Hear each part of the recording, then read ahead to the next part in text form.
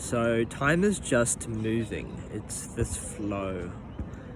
And you can't really grasp onto anything that's happened in the past. And that's something I've been really seeing and realizing as I go about my day now. I think part of it is because I've been practicing or noticing when something new begins. So I was just, getting my eyes checked out, and now I'm at the park. And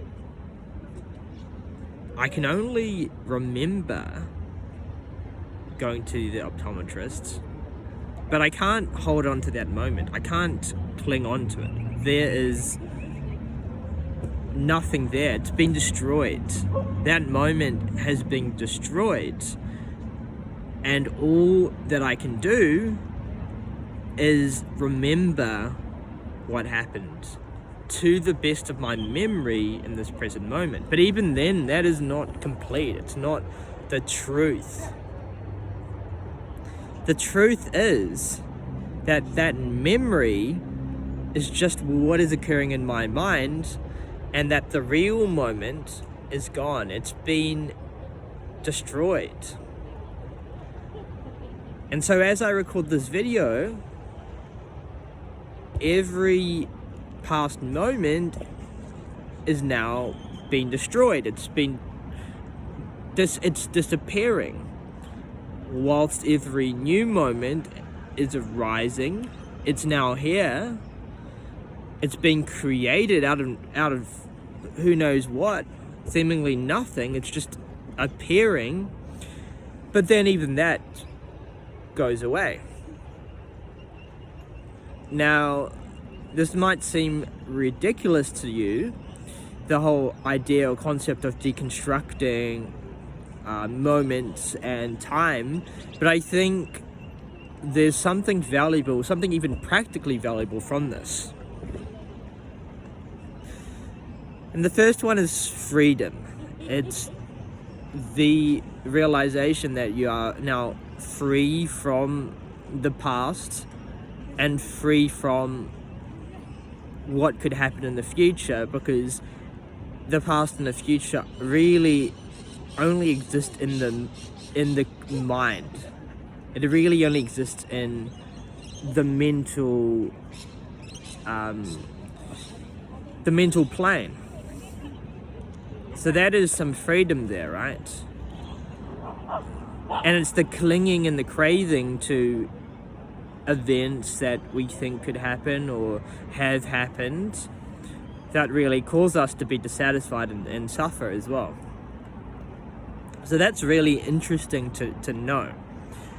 But I think with that, for me at least, comes a little bit of sadness as well, to the fact that you can't really hold on to anything. You can't cling on to anything. Everything's just moving, and everything will be gone. And so everything you really cared about so much, so deeply, and even suffered over, right? Because we get a lot of meaning over suffering. We say, I tried so hard and it should matter, it must matter. And we get really ego attached to these creations that we make and that we do, and that things that happen, we get really worked up about it. But there's a little bit of sadness when I think about how all that is passing away. It's transient. It's here one moment, and it's not going to be there in the future. In some stage in the future, maybe it's going to be there for many moments, but eventually it's going to be gone, and eventually death will come, right? And so thinking about that is a little sad to me. But at the same time, it's also there's also the realization that life is moving forward, it's moving ahead. And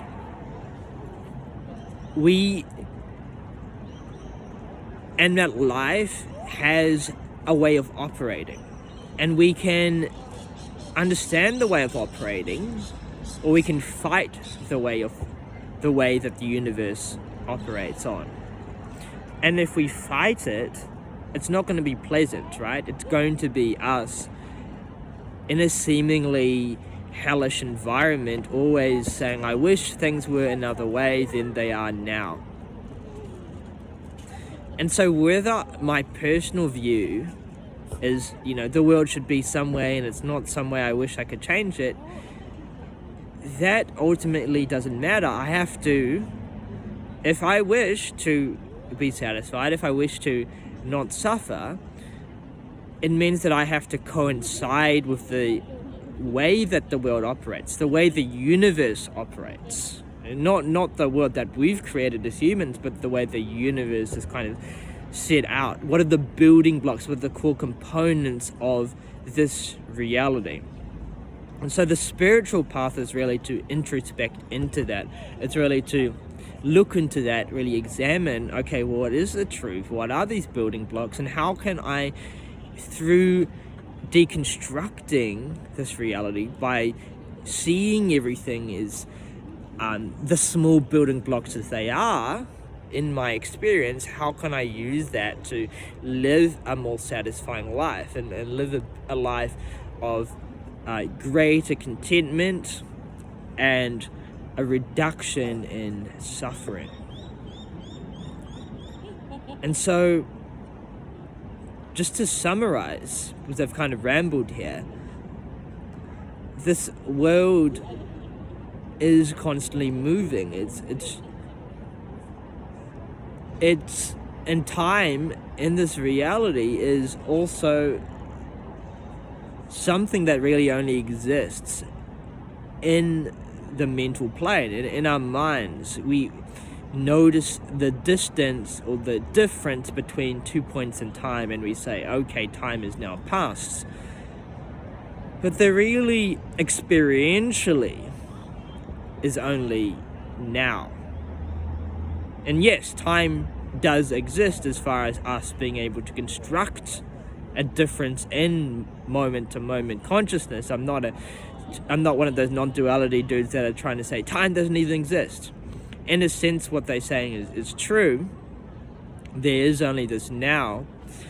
But the importance is to realize that everything that is here will come to pass. It's impermanent, it's transient, and it's flowing. And so the really simple way you can start to see this is by noticing or thinking, okay, what just happened before? So you try to remember. I was walking, now I'm in the park. What's the difference between that? What happened before? What are the moments that made up this change? And you'll start to realize, oh, I can't actually grasp onto the change. It's like I was there before, now I'm here now. Something else will happen next. If things are just boom, boom, boom, boom, boom, lots of different frames that we are observing, that we are watching, we're observing these frames, and that we are constructing in the mind a chain of operations to link the moments together.